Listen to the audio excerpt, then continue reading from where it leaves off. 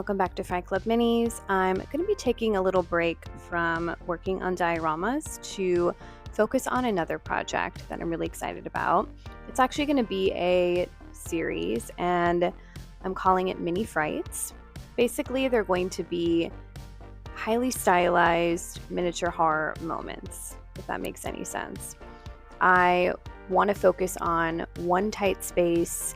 There's going to be one focal horror element and an implied story. I basically want them to look kind of like stills from a horror movie. I'm so excited about these. I have a ton of ideas. I've been really inspired by like Goosebumps, Twilight Zone, 50s like campy horror movies. So yeah, I'm really excited for the first one. So let's get started. I'm using MDF for the room, so off camera I cut everything to size and glued it together with some wood glue. I decided to go with the smaller windows, so I had to fill in the gaps with some foam board because I didn't feel like cutting pieces of MDF that small. I'm just filling in the gaps with some caulking, and while I do that, let's talk about what we're actually making. This piece is going to be set in a 50s kitchen. Here's a few inspo photos. Like I said earlier, each piece is going to be centered on one tight space, so all I'm going to be making is a part of the kitchen. The focal point will be the sink, and then I'll have the counter and some kitchen cabinets. And of course, there will be a fun horror element, but we'll talk about that later. I'm going to go ahead and paint the window first. This was just a cheap one I bought on Amazon. The kitchen cabinets are going to be a really fun 50s teal, so I want everything else to be a little bit more neutral.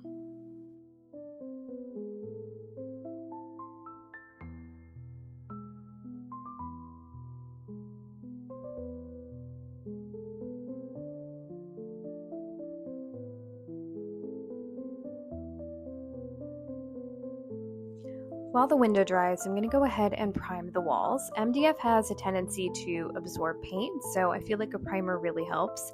I'm just using some gesso because that's what I had on hand.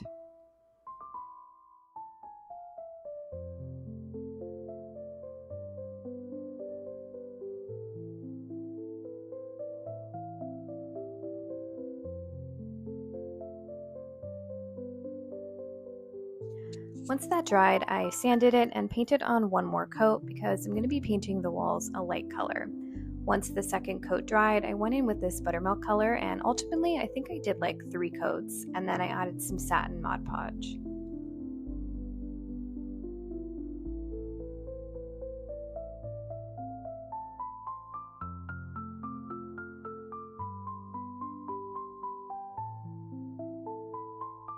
Moving on to the floor, I'm using this black and white tile sheet. It's kind of like a plasticky material. So I'm going to cut a piece to size and glue it in.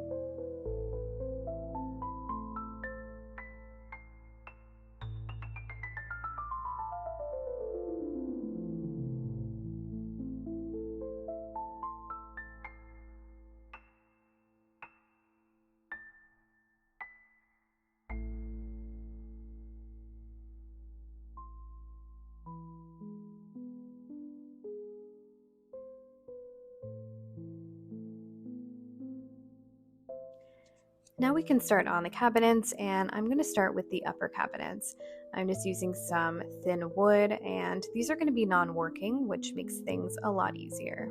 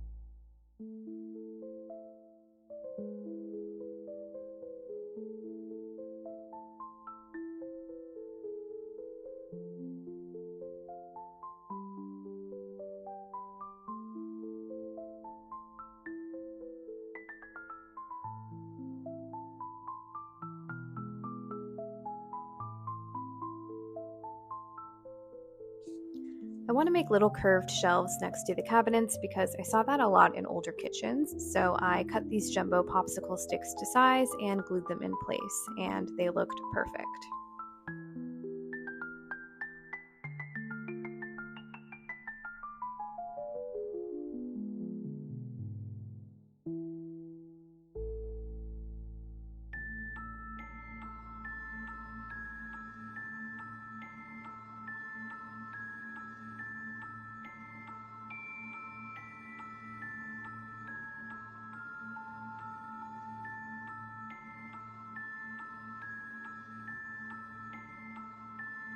Now we can start on the lower cabinets, and again, these will be non-working. So I'm just going to make a facade, and I'm just going to make the cabinet fronts.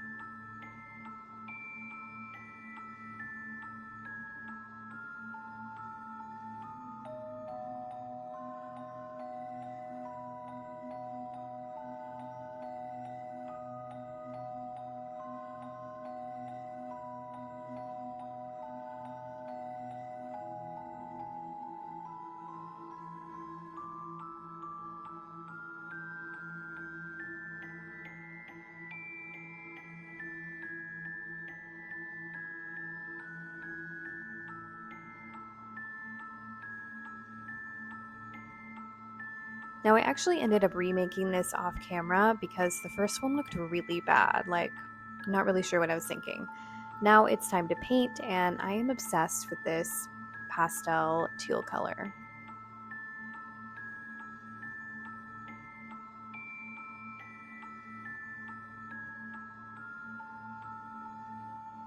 I'm also going to paint the other cabinets as well, and I'm going to do this cute scalloped trim that's going to go between the upper cabinets.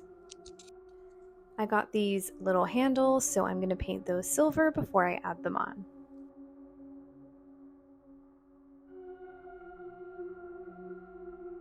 Once it's dry, that's what it looks like. You can see the first one on the back. I literally just created the new one on the other side. And now I can go ahead and glue on my handles.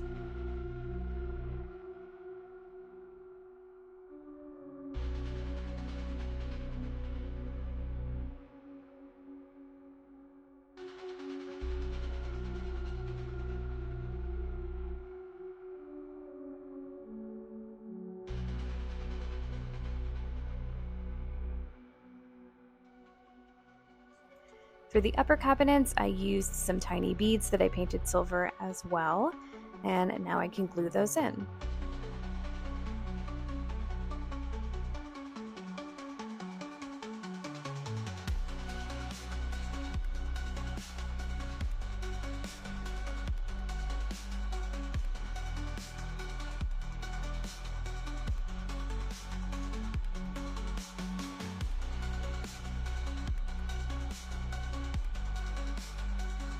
Before I add the trim between the cabinets, I want to get the curtains in because once I have the trim in, it'll be really difficult to add the curtains. I'm just going to use this one that I already had in my collection, and the curtain rod broke while I was taking it out, but I was planning on cutting this in half anyways, so it's fine. I took one of the panels and cut it in half to make two smaller ones, and then I shortened each piece.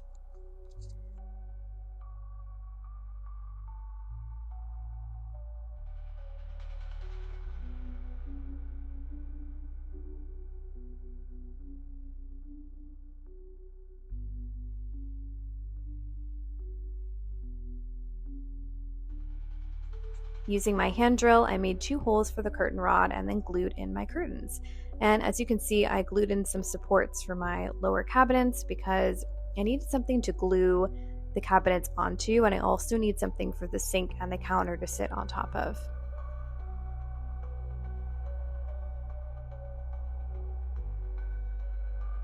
I glued in the trim between the upper cabinets and it looks so freaking cute.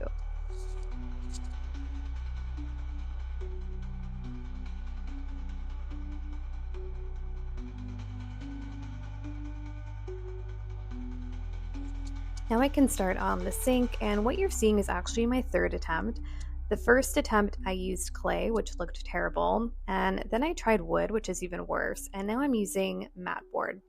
I cut three identical pieces, which will be stacked on top of each other, and then I cut out the middle for the sink.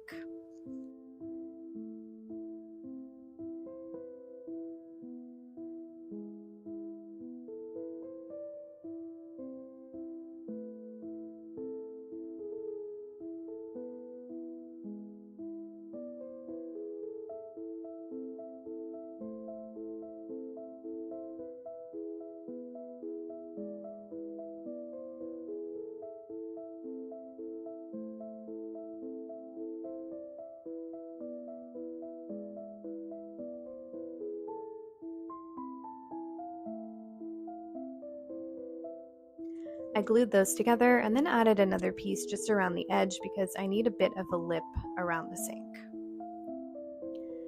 On a lot of vintage sinks, they have like built-in drying racks on either side, so to get that effect, I'm going to glue toothpicks on both sides.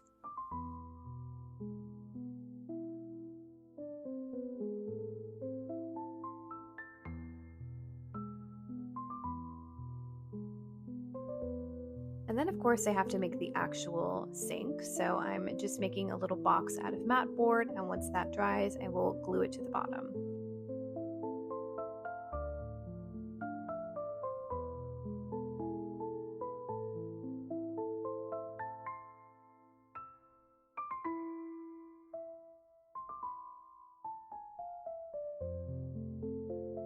And I also added a piece in the back. This is a very trust the process moment because it doesn't look great now, but hopefully it will. I'm going to coat the whole thing in layers of wood glue. So I'm going to start with one coat, let it dry, and then repeat the process like a million times.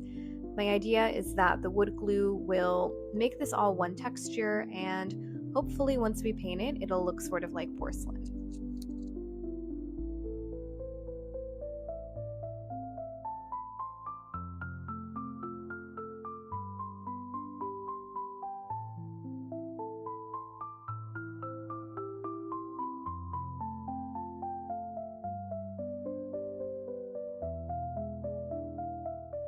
I honestly don't remember how many coats I did, but this took several days because I wanted to let each coat dry in between, and that's what we have.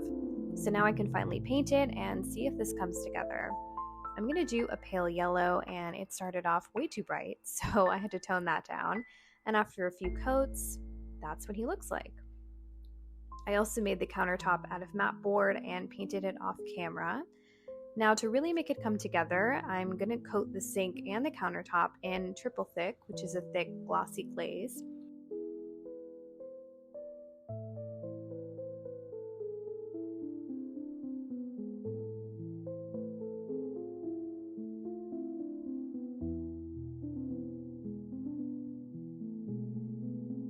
And that's the finished sink. I'm actually really stoked with how it turned out. And yeah, I love it.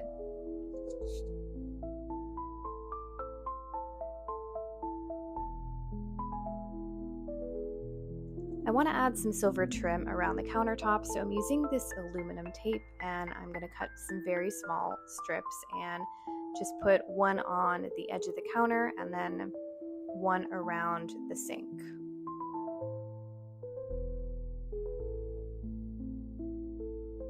Installing the counter and the lower cabinets was a bit tricky because I kind of had to do them at the same time, and then I also had to add in the sink before the counter, so it took some finagling, but we finally got there.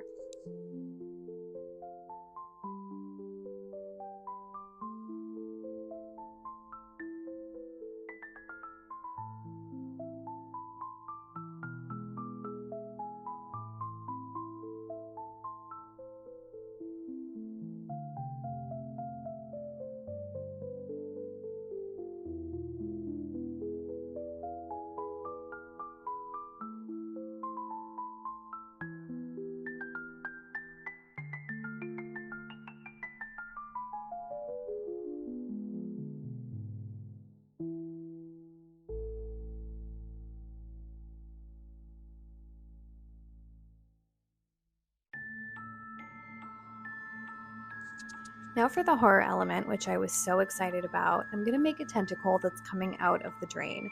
And to make it, I'm going to use some creepy flesh-colored polymer clay.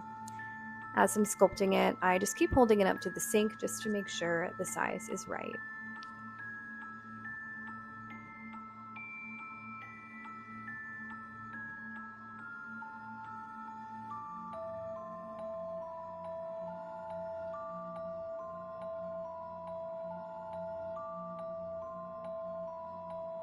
Once I get the shape how I want it, I'm going to add on the little suckers.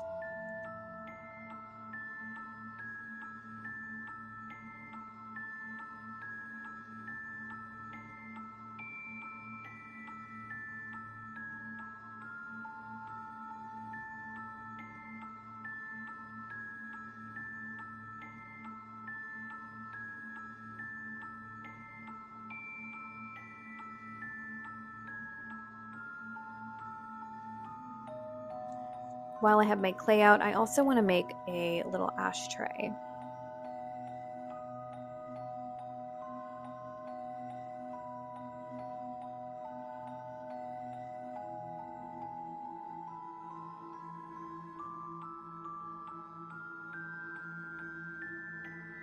Once it was baked, I could start painting. Initially, I was going to keep it flesh colored, but then I decided to make it a little bit more pink.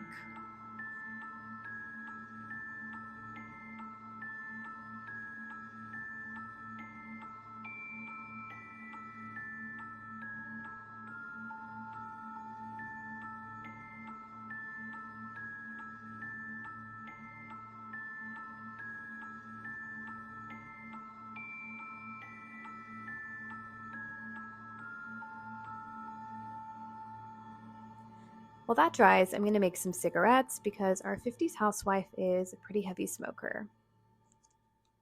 I have some printer paper and a thin wire that I'm straightening out, and I'm just going to fold the paper over the wire and glue it in place.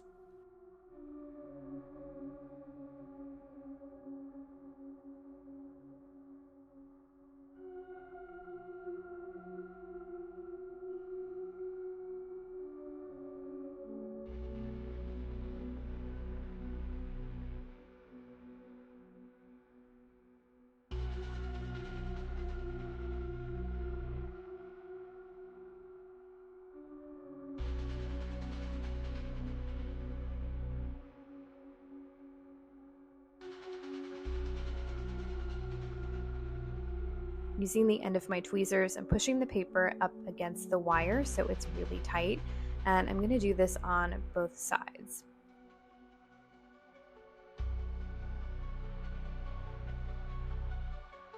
Once the glue dries, I'm going to use a brown colored pencil to make the filter, and we're going to get quite a few cigarettes out of this. In terms of the size of each one, I didn't measure anything, I just kind of eyeballed it.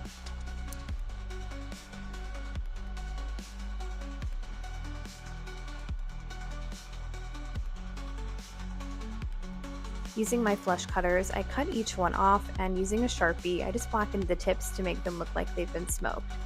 I also used my pliers to bend some of them so they look like cigarette butts. And then I used a red marker to make it look like lipstick on the tips.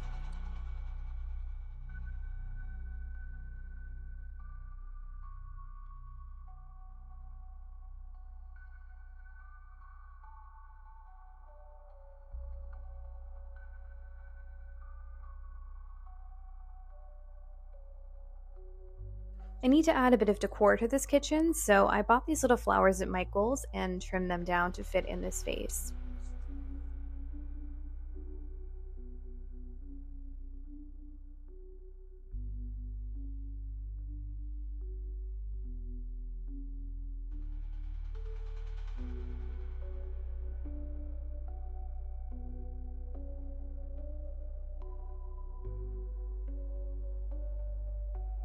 To make a kitchen towel, I cut a small piece of an actual towel and just hemmed it with some tacky glue.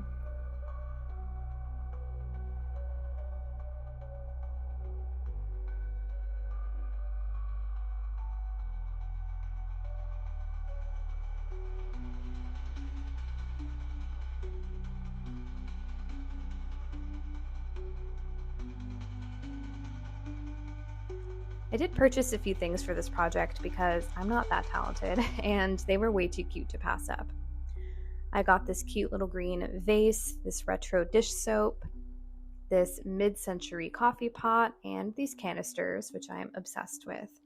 I linked all the shops below. And I also got this toaster on Amazon and some plates and silverware from Michael's.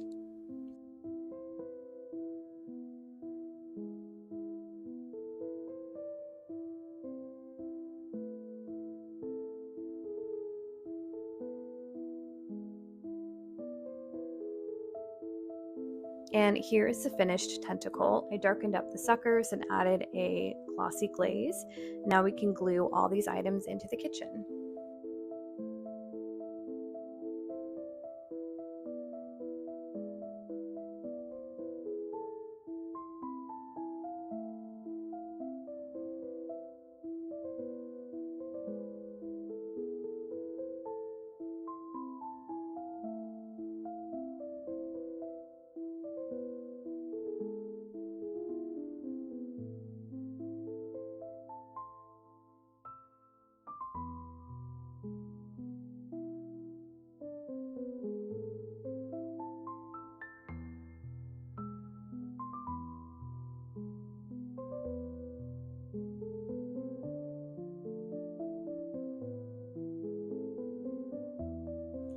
This scene takes place while our housewife is doing the dishes, so we have to fill up our sink with water.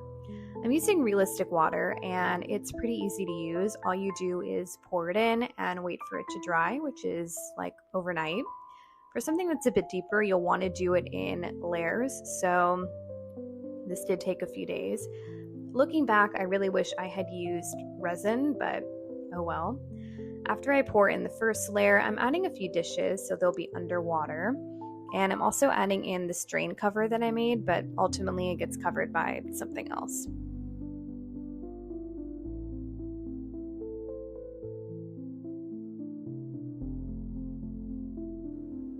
Before I add more water, I want to make the faucet look like it's running, so I'm adding some hot glue to the bottom of the faucet, and this was a bit tricky to do and film because it's kind of in a tight spot.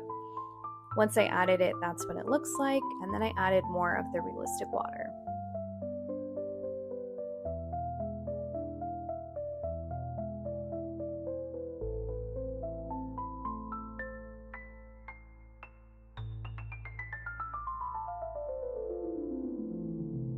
I want the sink to be overflowing, so I'm adding water to the edges and just letting it drip down.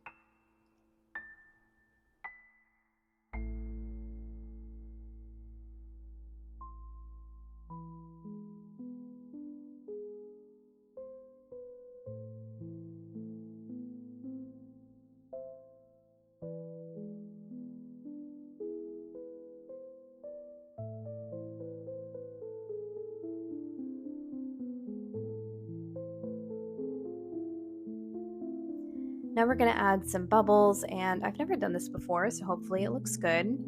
I'm going to mix together some dish soap and Mod Podge, and based on the video I saw, which I've linked below, you mix these together with a little bit of water and blow bubbles into it, and then you can scoop them out and they will dry looking like bubbles.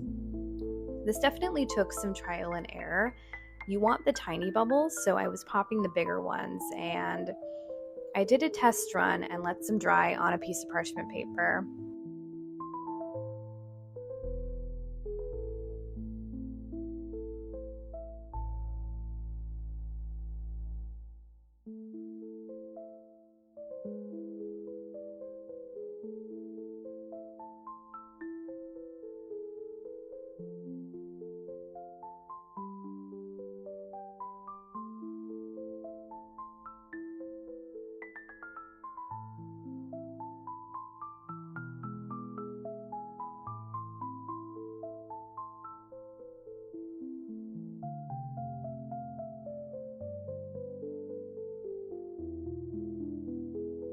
After a few batches, I felt confident enough to add some into the scene.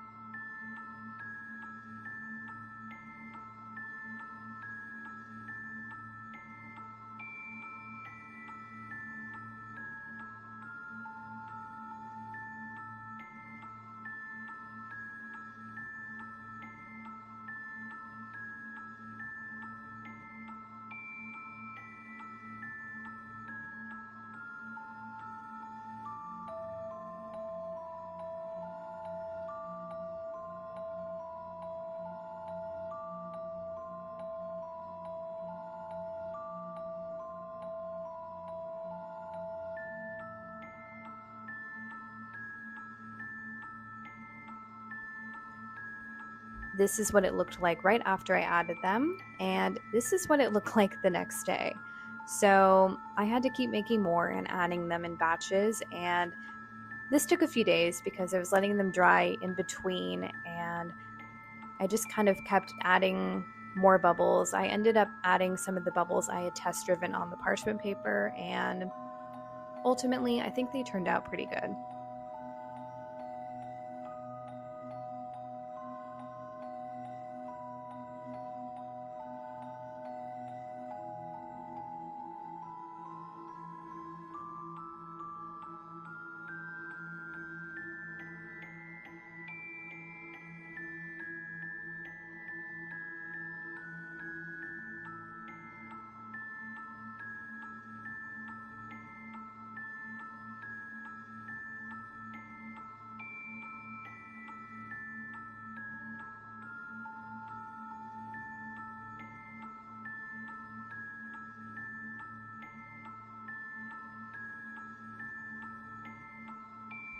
The last step is to add a light. So I got this LED light that I stuck through the ceiling, and then I cut a ping pong ball in half. That's going to be our little dome light.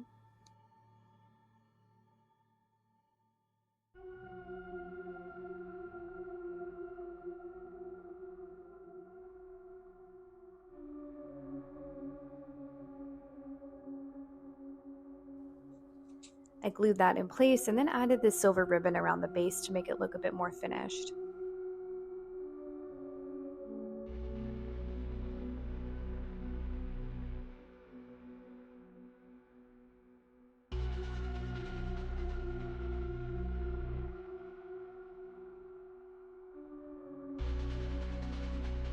I also added this little jewelry piece, no idea what it's called, but it looked great.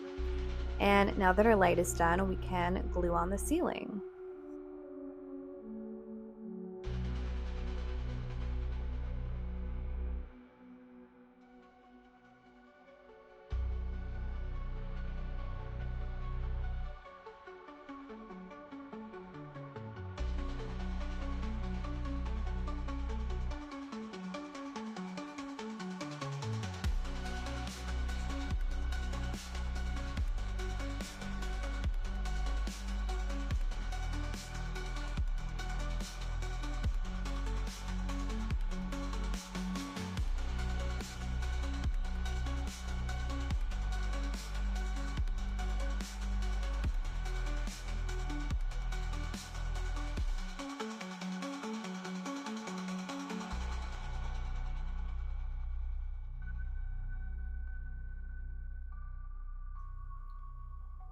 Each of these pieces is going to have a little plaque with the title on it. So once I glue this in place, the project is complete. I had so much fun making this, and I can't wait to continue with this series. I really hope you enjoyed it, and thank you so much for watching. Stay tuned for more spooky fun.